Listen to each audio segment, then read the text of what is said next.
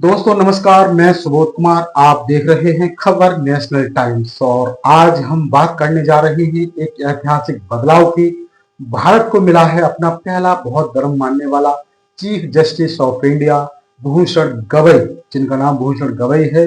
क्या ये सिर्फ एक संवैधानिक नियुक्ति है या दलित समाज के लिए एक नई उम्मीद की किरण है? क्या वाकई अब हाशिए पर खड़े लोगों को न्याय मिलेगा? ये सवाल तो उठता है। और क्या यह नियुक्ति न्यायपालिका में एक बड़े बदलाव की शुरुआत होने जा रही है? चलिए इस पूरे मुद्दे को हम समझते हैं अपने स्तर से, ऐतिहासिक पृष्ठभूमि से लेकर आज के सामाजिक मायने तक। क्या है पूरी खबर? भारत के चीफ जस्टिस ऑफ इंडिया यानी सीजीआई देश की सुप्रीम कोर्ट के सबसे बड़े न्यायाधीश होते हैं। उनकी जिम्मेदारी सिर्फ मामलों का निपटारा ही नहीं बल्कि पूरे न्यायिक सिस्टम को दिशा देना भी होती है। वे सुप्रीम कोर्ट की बेंच गठन, महत्वपूर्ण मामलों के चयन और जनहित याचिकाओं पर प्राथमिकता तय करने जैसे कई बड़े फैसले लेते हैं।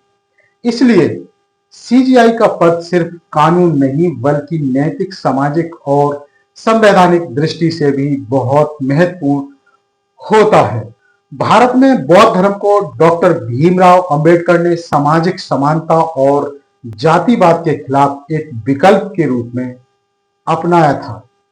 उन्होंने 1956 में लाखों अनुयायियों के साथ बौद्ध धर्म ग्रहण किया और एक नारा दिया, मैं हिंदू धर्म छोड़ रहा हूं क्योंकि यह हमें इंसान नहीं बनाता। आज भारत के करोड़ों दलित बौद्ध धर्म को मानते हैं, खासकर महाराष्ट्र, मध्य प्रदेश और उत्तर भारत में।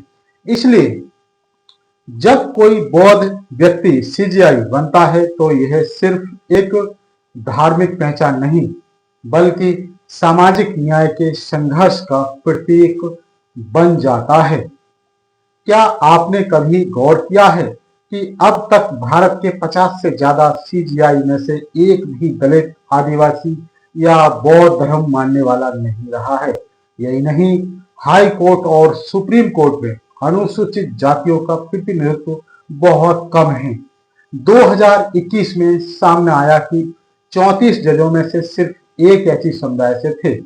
इससे साफ है कि न्यायपालिका में विविधता की कमी रही है। लेकिन अब पहला बौद्ध सीजीआई बनना इस लंबे इंतजार को खत्म करता है। समाज के हाशिए पर खड़े वर्गों की पीड़ा को समझने वाला जज सिर्फ शीर्ष पद पर होता है तो उम्मीद की जाती है कि संवेदनशीलता बढ़ेगी। दलित अत्याचार, आरक्षण से जुड़े मुकदमे और सामाजिक भेदभाव के मामलों में ज्यादा न्याय संगत नजरिया देखने को मिल सकता है। लेकिन कुछ सच्चाइयां भी हैं। सीजीआई किसी एक समुदाय के लिए काम नहीं कर सकते। उन्हें पूरे संविधान और देश के प्रति जवाबदेही रहना होता है। फैसले सिर्फ एक जज नहीं करता, बेंच के अन्य जजों, कानून की व्याख्या और संविधान के आधार पर फैसला होता है। इसलिए किसी एक व्यक्ति से पूरी न्याय प्रणाली बदलने की उम्मीद करना वास्तविकता से दूर हटना होगा। लेकिन सीजीआई ऐसा होना चाहिए जो संविधान का पूर्ण रूप से पालन करे। आज भी दलितों को न्याय पाने में कई अड़चनें आती हैं, जैसे कि एफआईआर दर्ज नहीं होती, मामलों की सुनवाई में देरी होती है, दोषियों को सजा मिलना मुश्किल हो जाता है। सुप्रीम कोर्ट के कई फैसले दलित समुदाय में असंतोष का कारण भी बने हैं, जैसे SC/ST एक्ट में 2018 में सुप्रीम कोर्ट ने गिरफ्तारी पर रोक लगाई थी, जिस पर भारी विरोध हुआ था। ऐसे में बौद्ध सीजीआई से अपेक्षा की है कि वे न्यायिक दृष्टिकोण को अधिक संतुलित और संवेदनशील बनाएंगे।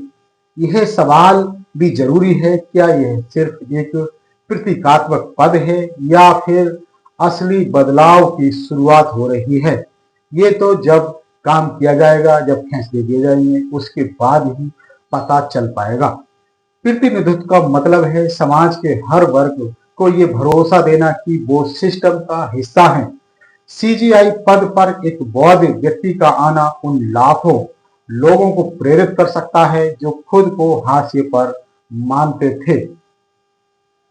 लेकिन असली बदलाव तब होगा जब निचली अदालतों में ही विविधता बढ़े, न्यायपालिका में भर्ती प्रक्रिया में पारदर्शिता आए और दलितों के मुद्दों पर सुनवाई तेज और निष्पक्ष हो। तभी बदलाव माना जाएगा और संविधान का पालन भी माना जाएगा। तो आखिर सवाल ये है, क्या बौद्ध सीजीआई दलितों को न्याय देंगे? उत्तर है, संविधान और कानून के दायरे में रहते हुए वे बेहतर न्याय की कोशिश कर सकते हैं। उनकी सामाजिक पृष्ठभूमि उन्हें जमीनी हकीकत समझने में मदद करेगी, लेकिन सिस्टम की सीमाएं भी होती हैं। फिर भी ये एक ऐतिहासिक मोड़ है जो सिर्फ दलितों के लिए नहीं बल्कि भारतीय न्यायपालिका की विविधता और समावेशता के लिए एक बड़ी जीत है।